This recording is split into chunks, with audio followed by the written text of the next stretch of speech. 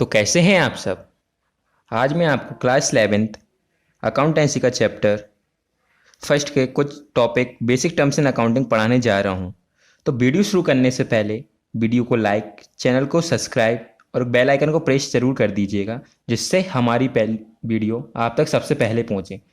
तो बिना देरी करे वीडियो को चालू करते हैं। तो यहाँ पे टॉपिक है अपना बेसिक टर्म्स इन अकाउंटिंग। इसका पहला टॉपिक है अपने पास entity. Entity means a reality that has a definite individual existence. Business entity means a specifically identifiable business enterprise like superbazaars, hire, jewelers, ITC Limited, etc. An accounting system is always devised for a specific business entity, also called accounting entity.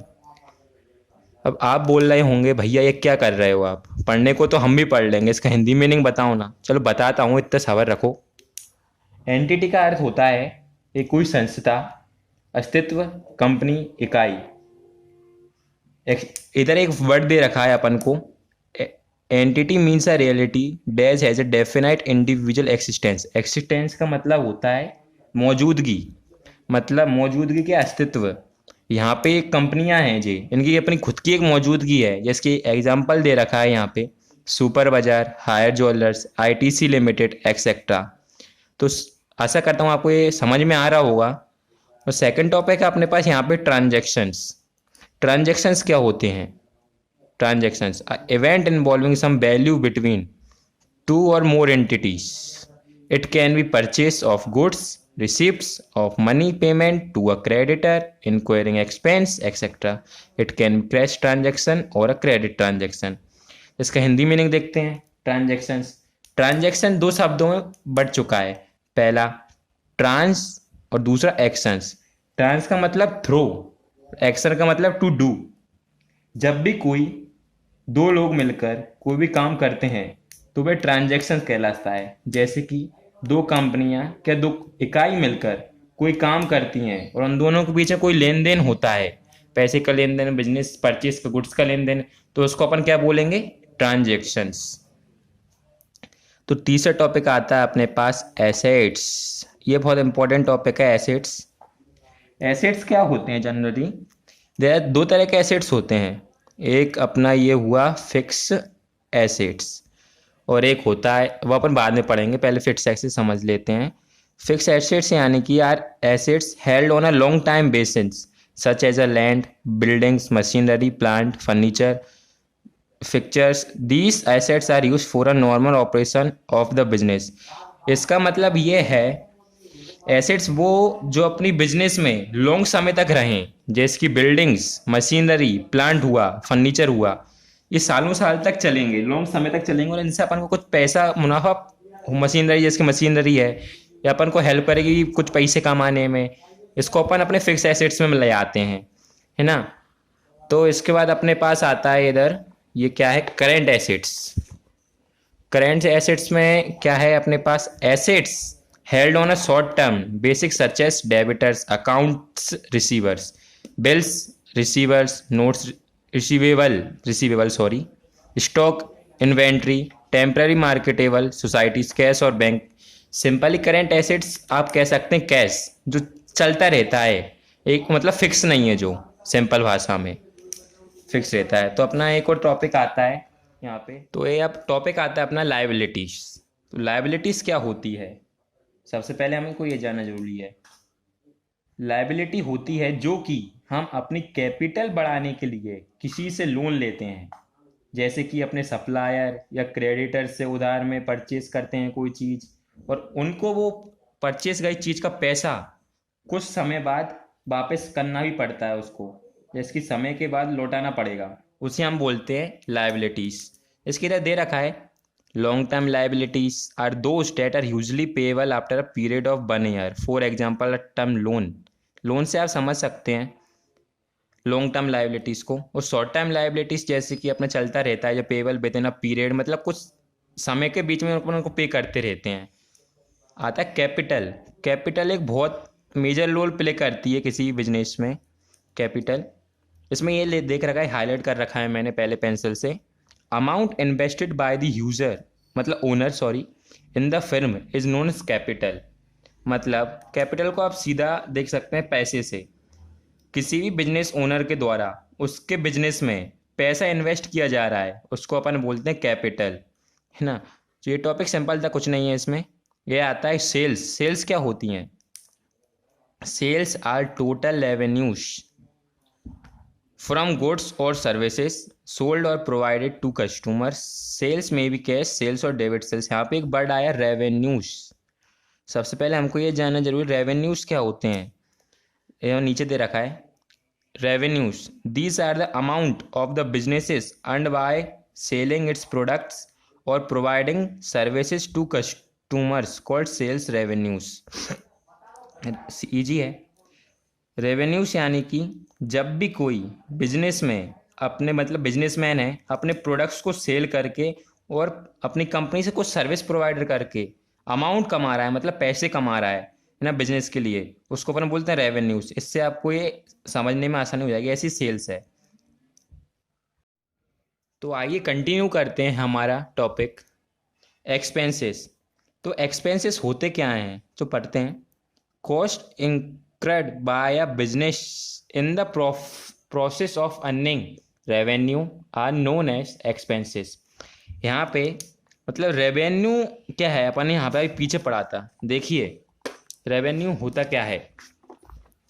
Revenue होने पड़ा these are the amounts of the business earn by selling its products और providing services to consumer called sales revenue. Revenue यानी कि किसी भी business में businessman उसकी product cell कर रहा है और सर्विसेज प्रोवाइड कर रहा है कस्टमर्स को, उसको अपन बोलते हैं रेवेन्यू। और इसमें जो खर्चा आता है उसके पैसे लगता है, मतलब प्रोवाइड सर्विस प्रोवाइड करने में उसका खर्चा आता है। भाई सर्विस प्रोवाइड कर रहा है वो घर पे जाकर उसकी बाइक का पेट्रोल होगा ऐसे की एक्सेट्रा एक्सेट्रा, उसको अपन बोलते हैं एक्सपेंसेस। यहाँ पे एक और आता है टॉपिक एक्सपेंडिचर। एक्सपेंडिचर क्या होता है चलिए पढ़ लेते हैं।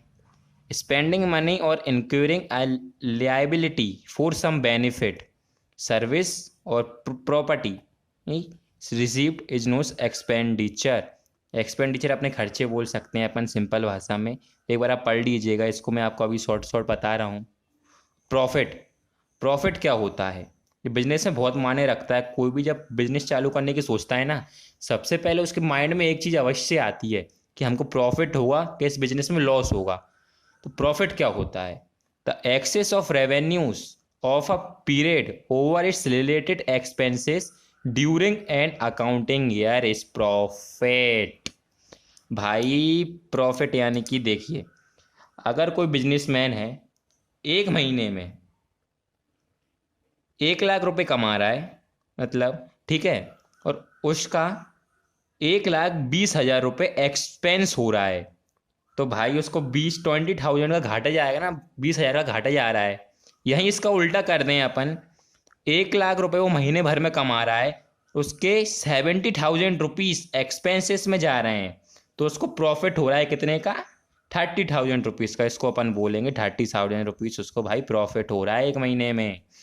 अब आता है ऐसे सिंपल इसका गेन और लॉस तो इसका उल्टा हो जाएगा। आप समझ गए, मैंने समझा दिया है। गेन भी प्रॉफिट आप समझ जाएंगे, पढ़ रखा है अपन ने। अब अपन पढ़ते हैं सीधा डिस्काउंट। डिस्काउंट क्या होता है भाई? Discount is the deduction in the price of the goods sold. अपन ने देखा नहीं है डिस्काउंट, वही सेल आई है, सेल इतना परसेंट डिस्काउंट, फलाना परसेंट डिस्काउंट, 15% डिस्काउंट, 20% डिस्काउंट। ये सब क्या है? डिस्काउंट ही तो है। अगर कोई चीज़ 100 रुपये की मिल रही है उस पर डिस्काउंट है 40% का, तो यानी कि आपको वो चीज़ मिल जाएगी 60 रुपीज़ में। इसी को अपन बोलते हैं डिस्काउंट। तो आइए अपना नया टॉपिक आता है अपने पास, क्या? बाउचर्स। बाउचर्स क्या होते हैं? A documentary evidence in support of transaction is known as voucher. फिर से पढ़ते हैं एक बार। A documentary evidence in support of transaction is known as vouchers. Transactions में दोनों कंपनियों, मतलब दोनों कंपनियों के बीच में कोई बातचीत हो रही, लेन देन हो रहा है, उसको अपन बोलते हैं ट्रांजैक्शन। इनके बीच में उनको कुछ जरूरी डॉक्यूमेंट्स की आवश्यकता पड़ती है, उसको अपन नाम दे रखा है यहाँ पे एक पर्टिकुलरली बाउचर्स। गुड्स क्या होता है? बचपन से पढ़ते आ रहे हैं भाई। गुड्स क्या होता है? गुड्स यानी कि सामान जो मैन्युफैक्चर हो रहा है कंपनी में, जो बन रहा है, जैसे कि यहाँ पे दे रखा है भाई, for example for a furniture dealer purchase of chairs and tables are termed as goods. अपने लिए अपन कुछ चीज़ खरीद रहे हैं, एक्सपोर्ट कर रहे हैं, उसको गुड्स बोलते हैं अपन, ठीक है। ड्राइंग्स, ड्राइंग्स क्या होता है? विड्रॉल ऑफ मनी एंड और goods by the owner from the business for personal use is known as drawings. एक एग्जाम्पल लेते हैं। अभी मैंने आपको बताया था एक बिजनेसमैन महीने में 1 लाख रुपए कमा रहा है, और वो उसमें से 1 लाख रुपए कमा लिया उसने, उसके वो मतलब बचत है। उसने से उसमें 80,000 रुपये 80,000 रुपीज़ अपने बिजनेस में लगा दिए फिर से अगले महीने में, मतलब आगे जो काम चलेगा उसमें। और जो 20,000 रुपीज़ बचे हैं ना, 20,000 रुपीज़ बचे हैं, उसको उसने पर्सनल यूज़ में ले लिया। ठीक है, पर्सनल यूज़ में लेने को उस टर्म को क्या बोलेंगे? पर्सनल यूज़ में लिया तो उसको क्या बोलेंगे? बिजनेस में पैसे लिया तो उसको बोलेंगे अपन ड्राइंग्स। ठीक है, अब क्या आता है भाई अपने पास टॉपिक, देखते हैं अभी। तो चलिए हमारी वीडियो को फिर से कंटिन्यू करते हैं। और हमारे आखिरी टॉपिक में 2 चैप्टर, मतलब 2 टॉपिक बचे थे, वो मैं ऐसे ही समझा देता हूँ, बुक्स क्लोज करें। इनका नाम था पहला क्रेडिटर और डेबिटर्स। ये बहुत इंपॉर्टेंट टॉपिक्स हैं, मतलब सिंपल हैं, इंपॉर्टेंट नहीं कह सकते अपन इनको, इंपॉर्टेंट है लेकिन कुछ लोगों को ये भी पता नहीं होता क्रेडिटर क्या होता है भाई, डेबिटर क्या होता है। तो मैं आपको बिल्कुल ईजी एंड सिंपल लैंग्वेज आपको समझा देता हूँ, क्रेडिटर क्या होता है और डेबिटर क्या होता है। क्रेडिटर यानी कि अपन बोल सकते हैं जितनी भी लाइबिलिटीज हैं वो सारे क्रेडिटर्स हैं। भाई आप बोलो भैया कैसे?